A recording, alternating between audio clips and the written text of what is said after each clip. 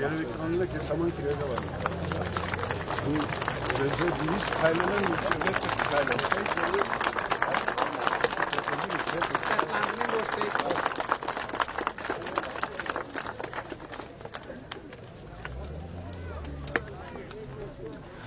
Սիրելի ջրաշենցիներ, բարև ձեզ, ողջունում եմ ձեզ։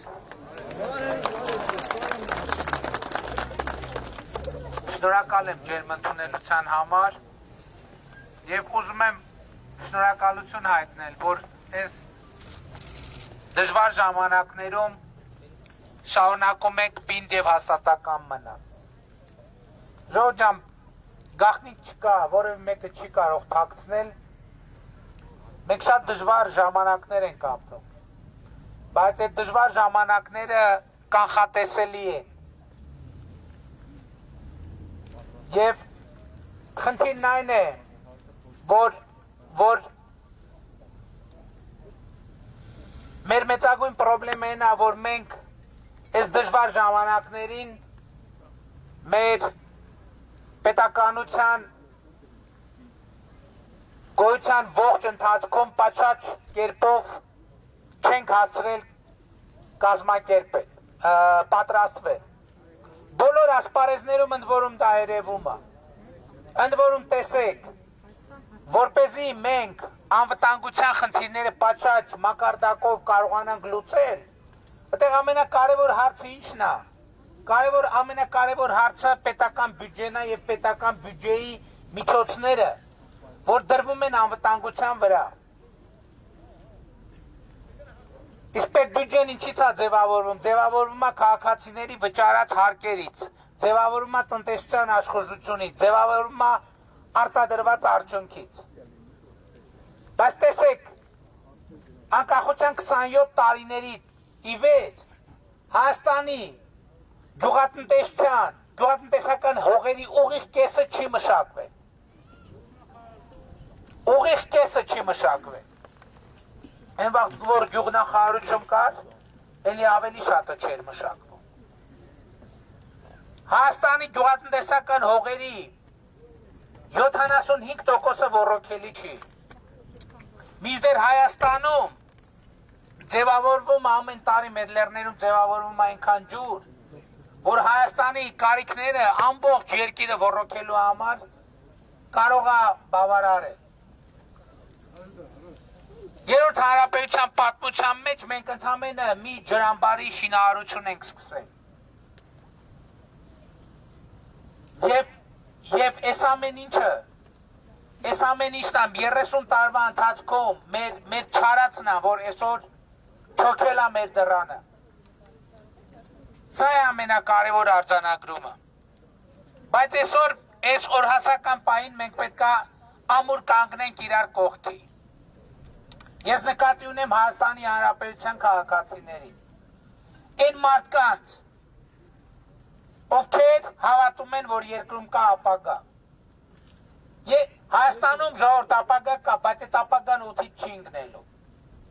Մեր ամեն օր մեր արածը եւ չարածը անդրադառնալու է 10 տարի հետո մեր իրականության վրա։ Եվ մենք ուզում ենք, որ մենք այսօրվանից գյուղից սկսած քաղաքով շարունակած մեր երկիրը պետք է շատ լուրջ փոփոխությունների ենթարկի եւ մենք այս ընթացքում շատ կարեւոր փոփոխություններ ենք արել եւ շարունակում ենք անել։ Մասնավորապես հիմա այս տարվանից նաեւ ուժի մեջ մտավ գյուղատնտեսության ապահովագրության ծրագիրը։ Եվ այդ ծրագրով կարտոֆիլը եւ հացահատիկը մտել է ապահովագրության ծրագրի մեջ, առայժմ կաղամբը չկա, բայց ջրաշենում նաև հացահատիկ և կարտոֆիլ կա, չէ՞ շատ։ Ընդ որում մի հեկտարի համար կարտոֆիլը, եթե հիշողությունս չի դավաճանում, 56,000 դրամ է, որի կեսը վճարում է կառավարությունը, իսկ հացահատիկը 28,000 դրամ է, որի կեսը էլի վճարում է կառավարությունը։ Սա ինչով է կարևոր է նրանով, որ Աստված չանի կարկտահարության դեպքում եւ ըստ էության հնարավորություն է գյուղացիների համար,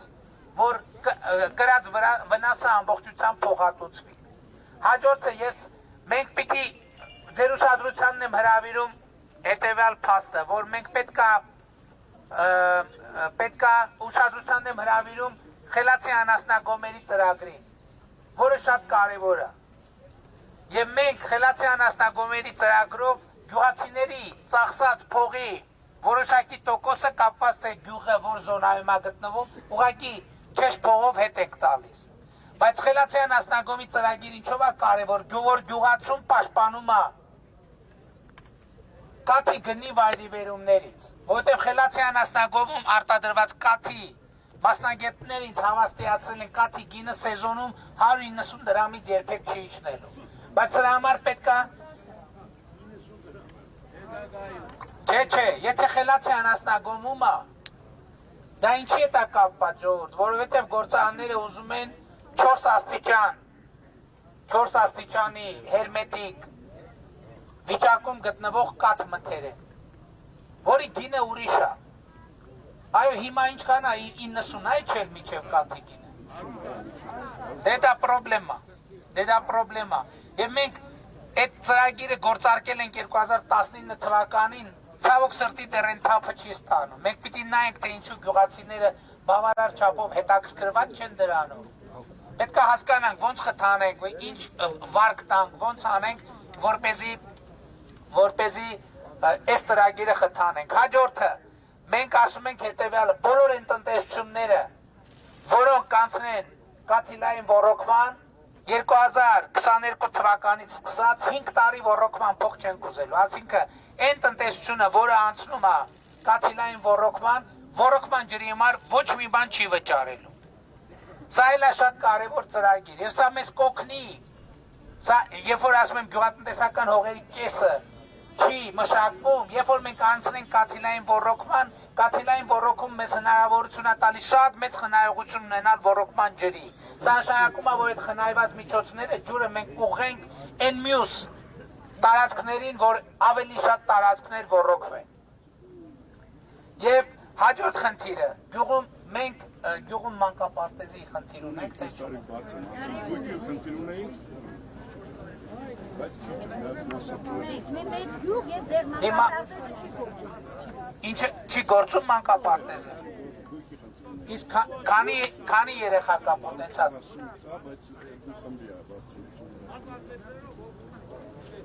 Մի րոպե ծրագրերի մեջ մոդուլային մանկապարտեզների չեք ներգրավել։ Դե շենքը կա այսինքն։ Շենքը քեզ է, բայց մեր գյուղի բնակության համար շատ քիչ է։ Ուջուրա։ Ուջուրա հիմա հետևյալն ենք պայմանավորում։ Մենք զանգվածային մանկապարտեզների զանգվածային կառուցման ծրագիր ենք գործարկում։ Եվ այս տարի, եթե դուք հետևում եք կառավարության նիստերին, ամեն նիստին, այս վերջին նիստերից մեկում Սպիտակի մանկապարտեզը մտավ ծրագրի մեջ, երբ որ համայնքը ստանձնում է, որ հետագա սպասարկումը կիրականացնի, եւ մենք ասում ենք, որ մինչեւ 2025 թվականը մանկապարտեզի տարիքի բոլոր երեխաների համար կառուցելու ենք մանկապարտեզներ։ Մի պայմանով, որ շահագործման հանձնումից հետո համայնքը ստանձնում է ամբողջ ֆինանսավորումը, կոմունալ ծախսեր, աշխատավարձեր եւ այլն։ Բայց զուգահեռ մենք կարևորում ենք նաեւ բովանդակությունը, դրա համար մենք նաեւ իրականացնում ենք դաստիարակ ուսուցիչների վերապատրաստման ատեստավորման ծրագիր։ Եվ նաև ուսուցիչների ատեստավորման ծրագիրն ասկսե, որի արդյունքում ուսուցիչների աշխատավարձը 30-ից 50%-ով բարձրանալու է։ Որովհետև կրթությունը ամենակարևոր բաղադրիչներից մեկն է, որ երեխեքը հետագայում կարողանան այնպիսի աշխատանքով ապահովել իրենց, որ իրենց մի նվազագույն բարեկեցության շեմ ապահովեն։ Եվ ուրեմն այսօր մեր ամենակարևոր խնդիրը, բայց իհարկե անվտանգությունն է։ Եվ մենք մեր երկրի անվտանգությունը ապահովելու համար պետք է առաջինը մեզ ներքին միասնականություն։ Առաջին ամենակարևորը այսօր ինչ վիճակ է, որ դրսից ուզում են ըստ էության ձեզ հայտնի ուժերը իրենց գործողություններով ուզում են Հայաստանի ներսում աջակցել ձեր հայտնի ուժերին։ Եվ ըստ էության ես ուրախ եմ, որ Հայաստանում այս փաստը արձանագրվել է։ Եվ Հայաստանի Հանրապետության ժողովուրդը պետք է ցույց տալ, որ թույլ չի տա որևէ մեկին բռնանալ իր կամքի վրա։ Շատ կարևոր է սահմանների անվտանգության ապահովումը։ Դուք գիտեք, որ մենք հայ-ադրբեջանական սահմանին ունենք ճգնաժամ եւ մենք առաջարկել ենք ճգնաժամի հանգուցալուծման մեր ճանապարհային քարտեզը։ Եվ այդ ճանապարհային քարտեզը ընդունվել է նաեւ ԵԱՀԿ Միսկի խմբի համանախագահության կողմից Ռուսաստանի, Միացյալ Նահանգների եւ Ֆրանսիայի։ Եվ մենք պատկերացնում ենք հետևյալը, ժողովուրդ, այսօր Հայաստանի ներսում էլ դրսում էլ կան ուժեր, որ ուզում են Հայաստանը նորից ներքաշել պատերազմի մեջ։ Մենք ասում ենք, որ այս սահմանային իրավիճակը ամեն ինչ անելու ենք, որպեսզի դիվանագիտական ճանապարհով հարցը լուծվի, առանց պատերազմի, առանց զոհերի։ Եվ սրա համար մենք առաջարկել ենք, որ հայելային եղանակով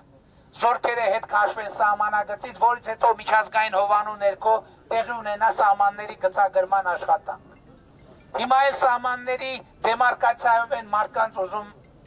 վախեցնել։ Ժողովուրդ ջան, պետք չի դրանից վախենալ, որովհետև ցանկացած անկախ պետություն անխուսափելիորեն պետք է իր հարևանների հետ իրականացնի սահմանների դեմարկացիա։ Դա հեշտ խնդիր չի, շատ բարդ խնդիր է։ Բայց մեր 30 տարվա պատմությունը մեզ ինչ է ցույց տալիս, որ խնդիրները կիսատ պռատ թողել չի կարելի։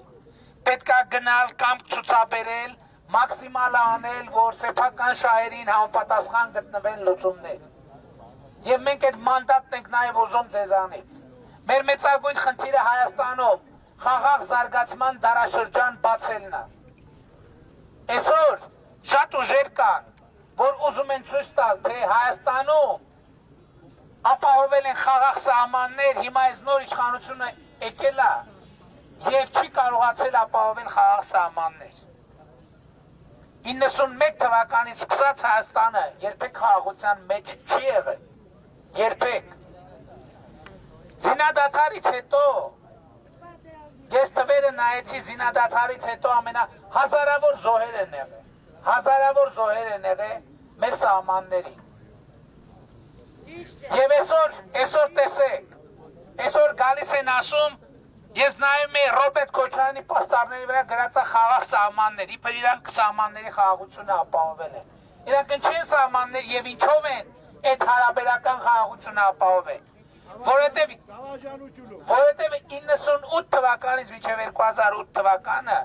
Ադրբեջանին ինչ պետք է եղել ստանալ բանակցային սեղանի շուրջ, Ռոբերտ Քոչարյանը նրանց տվել է։ Առաջինը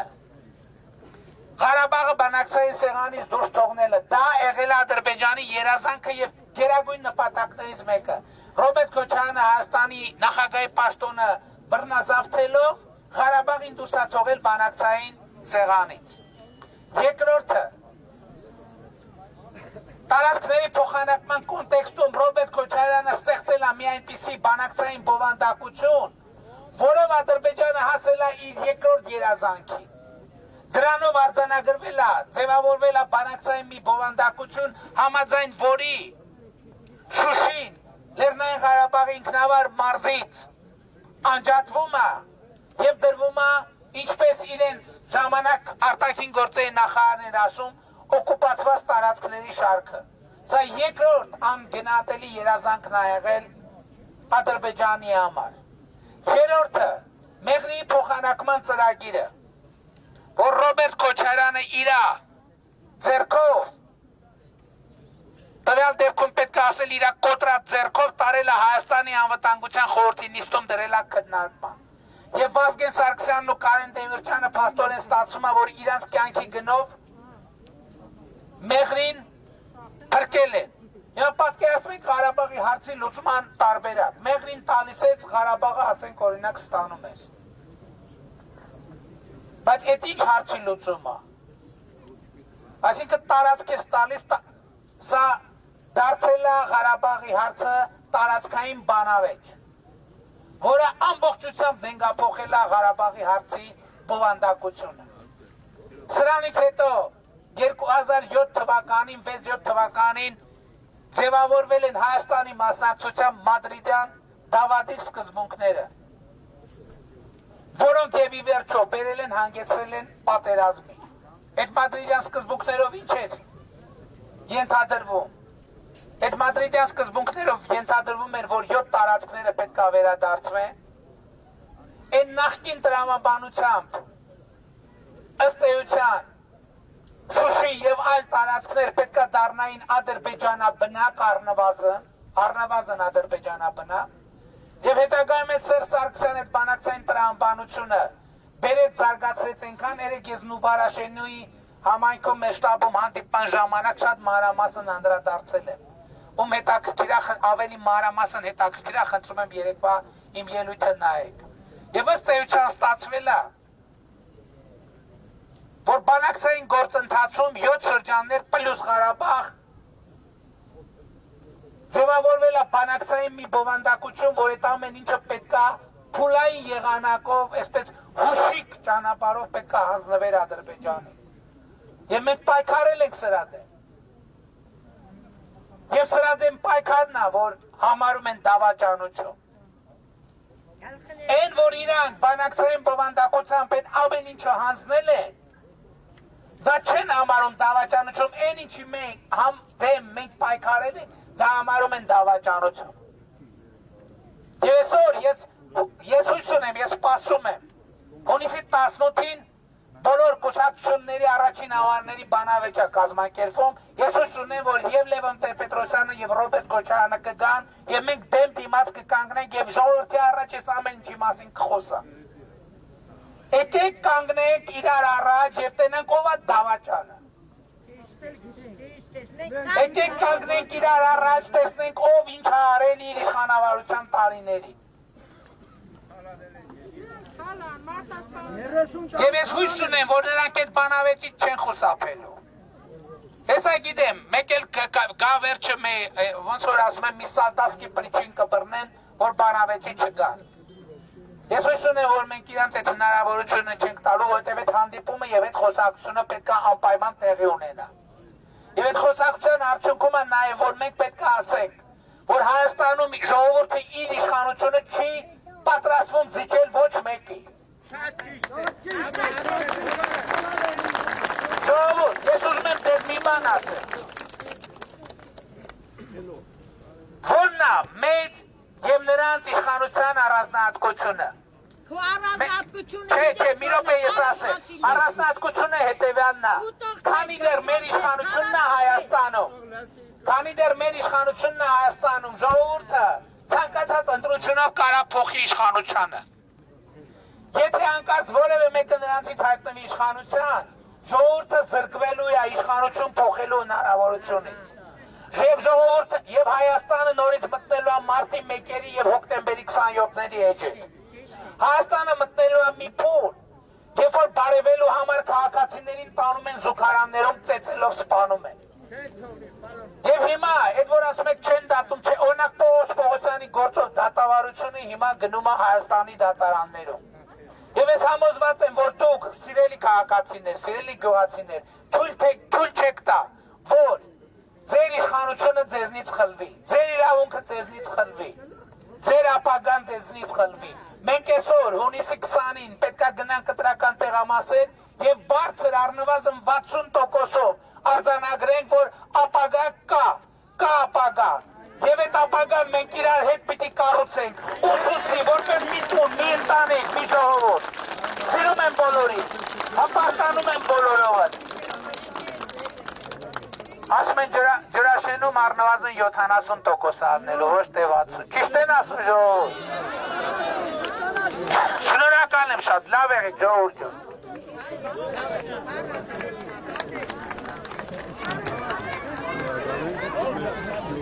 Գյուղետնա, հնուցել, հնտունություն այնտեղ է, ուստեկանք, մնացել, Շեն ճանապարհ ժողովուրդ։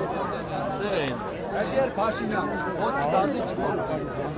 Ve burada Kupeşti. Onu da bir yanı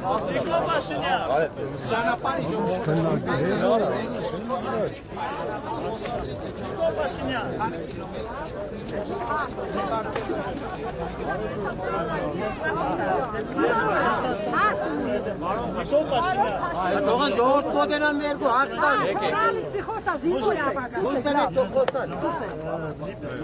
Aya gelir bu var kodenan. Я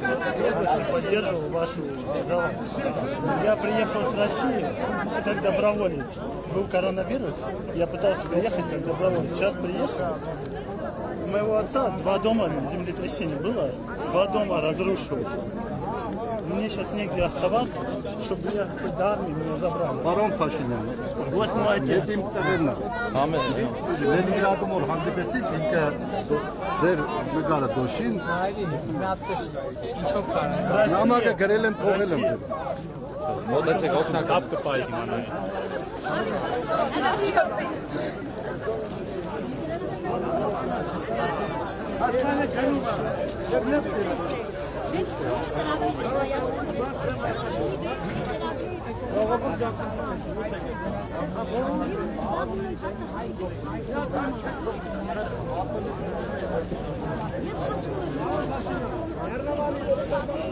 Thank you.